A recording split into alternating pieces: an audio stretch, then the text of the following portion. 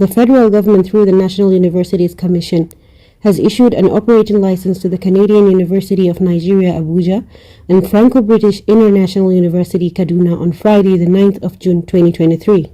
It could be recalled that the Federal Executive Council on Monday, the 15th of May 2023, at its sitting approved the establishment of the two universities, which are privately owned by Professor Abacha Gwarzo. The licenses were presented to the proprietor of the university, Professor Gwarzo, during a ceremony held at the headquarters of the NUC in Abuja. Speaking shortly after receiving the licenses, Professor Gwarzo, who is the founder and chairman of Maryam Abacha American Universities of Nigeria and Niger Maradi, assured NUC of his commitment to ensure strict adherence to all the provisions in the NUC guidelines for promoting of academic excellence.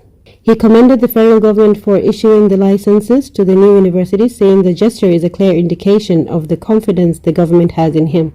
Professor Gwarzo, who expressed appreciation to all those who contributed towards achieving the feat, pledged to ensure the new universities operate within the guidelines set out by the Commission to enable them to provide quality education.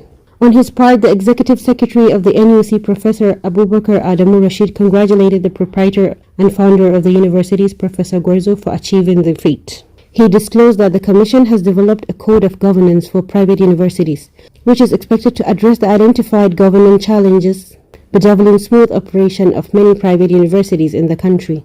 Meanwhile, the president of Maryam Abacha American University of Nigeria, MAAUN, Professor Dr. Muhammad Israr, has congratulated the founder and chairman governing council of the university, Professor Gwarzo, for this great achievement. During the event, Professor Gwarzo was accompanied by Director Academic Planning and Quality Assurance of MAAUN Nigeria, Dr. Nura Eyaro, and some other management staff of the university.